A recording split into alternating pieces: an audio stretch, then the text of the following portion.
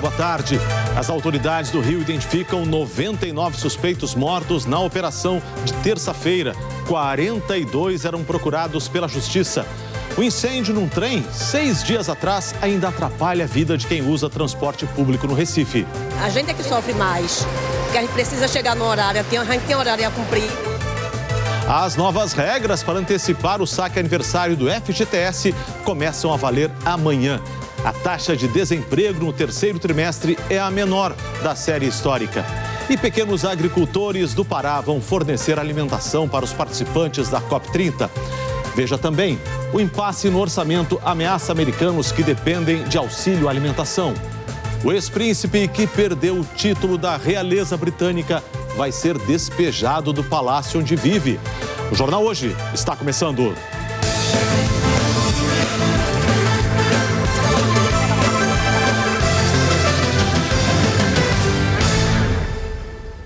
O governo do Rio divulgou novas informações sobre os mortos na operação de terça-feira na Penha e no Complexo do Alemão.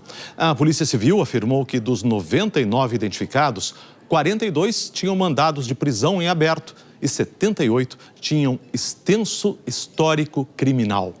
A Luana Alves acompanhou a entrevista das autoridades de segurança, fala ao vivo da cidade da polícia. Luana, uma boa tarde para você, seja muito bem-vinda. Luana, havia muita expectativa em relação a essa entrevista, a essas informações que as autoridades iriam dar. O que foi que elas disseram, por favor? E tem muita gente que, quando está precisando de uma grana, vai lá e faz antecipação do saque aniversário do FGTS. Ou seja, recebe esse dinheiro e depois vai pagando, conforme vai retirando do FGTS. Atenção, se é o seu caso. A partir de amanhã, as regras para antecipação do saque aniversário do Fundo de Garantia vão ficar mais rigorosas. E confiança é o que move a economia. A confiança é extremamente importante.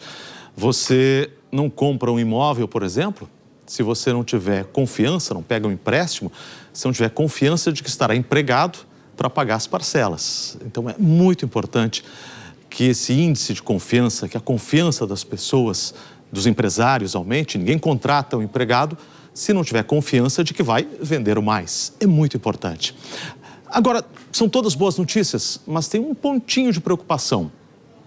A taxa de informalidade foi de quase 40% da população ocupada. São quase 39 milhões de trabalhadores informais. Gente que prefere trabalhar na informalidade ou não tem como se formalizar. E nesses casos, qual é a preocupação? São pessoas que nem sempre contribuem para o INSS, não contribuem ou não pagam muitas vezes imposto de renda. Então, é um pouco complexo. Mas, de qualquer forma, é sempre bom ver as pessoas conseguindo emprego e tendo confiança. E as contas do setor público tiveram o pior setembro em 2 anos. O rombo, como a gente vê aqui, foi de 17,5 bilhões de reais. Isso significa que o governo gastou mais do que arrecadou, sem contar os juros da dívida. E olha só a comparação com setembro do ano passado, o déficit mais do que dobrou. Nessa conta entram os gastos da União, estados, municípios e empresas estatais. Assim, a dívida bruta brasileira subiu para 78,1% do PIB. Esse número mostra o tamanho da dívida em relação à economia brasileira. E é outro dado que os economistas apontam com muita preocupação, esse crescimento da nossa dívida.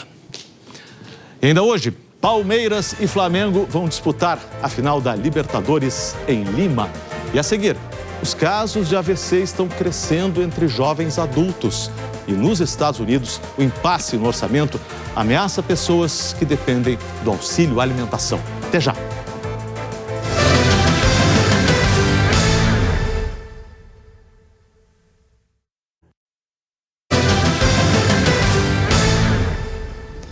JH de volta, 1h52 pelo horário de Brasília. O orçamento do governo dos Estados Unidos continua sem aprovação depois de semanas de pressão do presidente republicano Donald Trump. esse já é um dos períodos de paralisação mais longos da história do país. O efeito disso é a paralisação de vários serviços. Várias áreas já começam a sentir os impactos da falta de verba, desde assistência social até o funcionamento dos aeroportos. Vamos conversar com a Carolina Cimente, está aparecendo aqui no nosso telão, tem as informações. Carolina, vários serviços começam a ser impactados, pessoas que talvez não tenham dinheiro para comprar alimento, mas também é uma preocupação geral nos Estados Unidos, porque estão chegando os feriados, dia de ação de graças. E normalmente é um caos aéreo nesse período, já normalmente. E agora pode ser ainda pior. Conta pra gente a respeito dessa preocupação dos americanos, por favor, e seja bem-vinda ao JH mais uma vez. Pública. Muito legal. E só de olhar aqueles pratos paraenses já que Bem agora, na hora do almoço. Bem na hora do almoço. Boa tarde, Cova. Boa tarde para você. Seja bem-vindo. Muito obrigado. Ao JH. Fizemos uma parceria no Hora 1 e estamos aqui juntos no JH. Isso. Obrigado pela recepção. Eu tô com fome só de ver aquelas comidas. E tá chegando a COP30, né, Jaque? Sim, sim. Você preparou um material, já vou adiantar aqui, gente. A Jaque preparou um material muito bacana para explicar os desafios.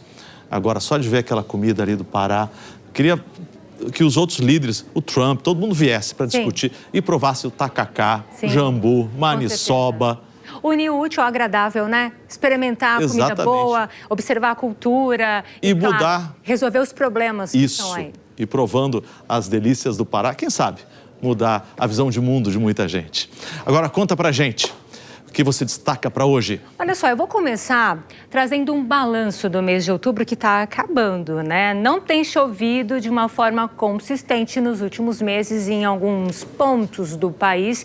E esse mapa mostra o resultado da estiagem. Exatamente no interior do Nordeste, no Sertão, onde está vermelho no mapa, tem apenas 10 milímetros e onde está branco não tem nada de água no solo, ou seja, está muito seco. E tem que chover muito para que todas as camadas do solo sejam molhadas. Em outubro desse ano, choveu menos do que a média em quase todo o país, algo muito parecido com o que ocorreu no ano passado.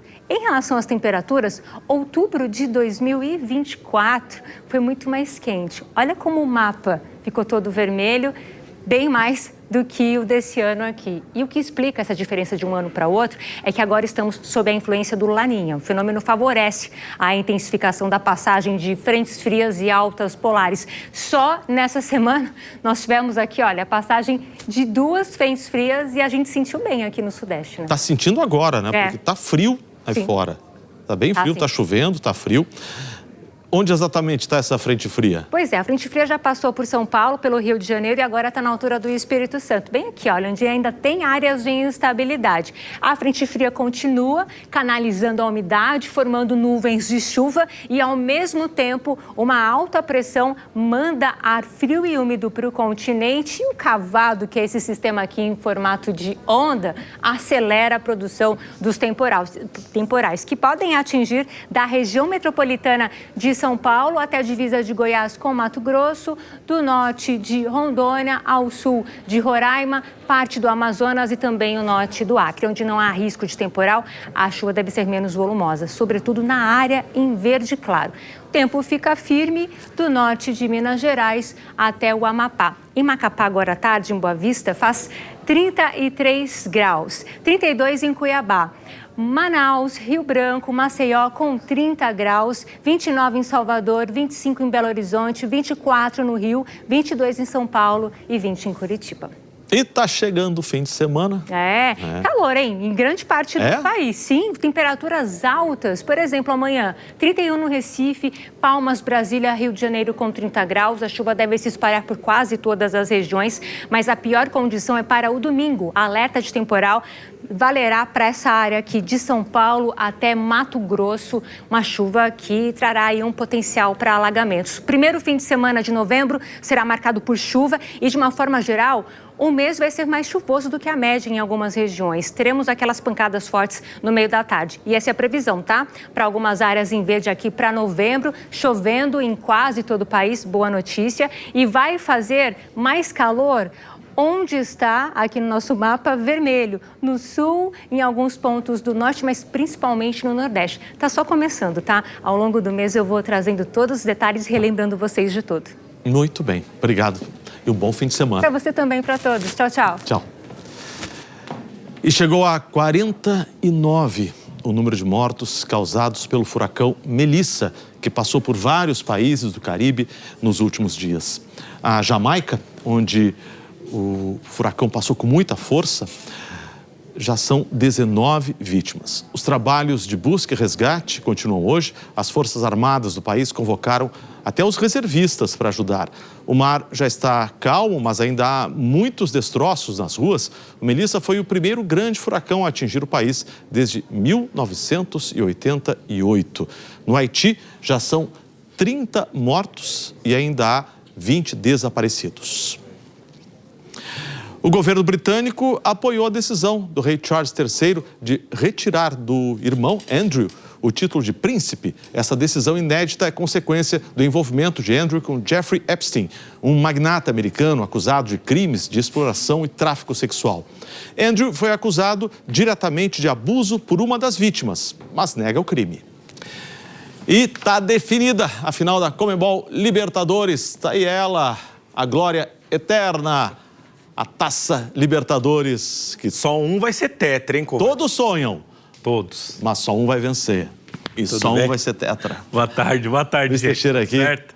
E ontem foi daquele jeito, hein, Cova? Foi, né? Nossa, foi na emoção, né? A torcida do Palmeiras agora já tá mais aliviada, mas temos aqui Palmeiras e Flamengo, com a final desse ano, vai ser em Lima, no Peru, mais uma vez. No dia 29 de novembro, será a 7ª vez na história que a gente vai ter um embate entre dois times brasileiros decidindo a Libertadores.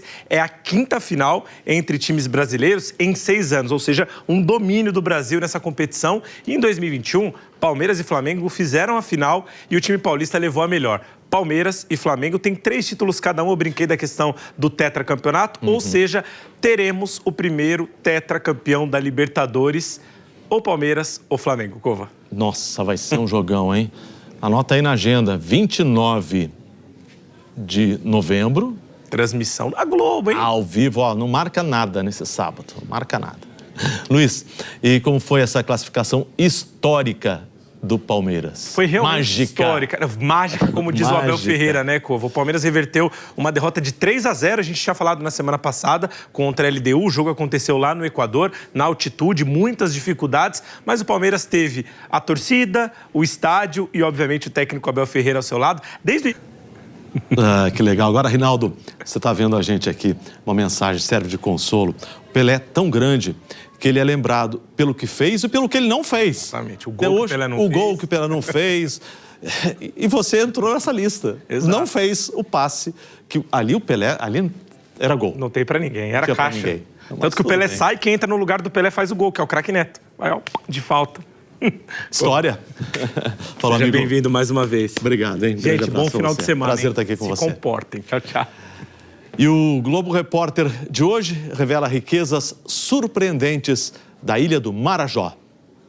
Uma joia amazônica.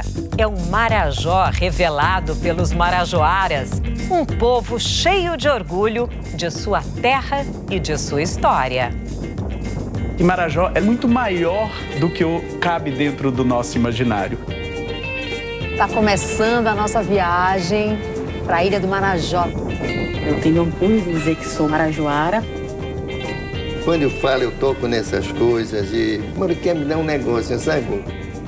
Agora o senhor já pode dizer que encontrou Com certeza. uma peça ancestral aqui no Teso. Maravilhosa. E a gente vai viver disso, é viver da nossa arte, viver da nossa cultura. É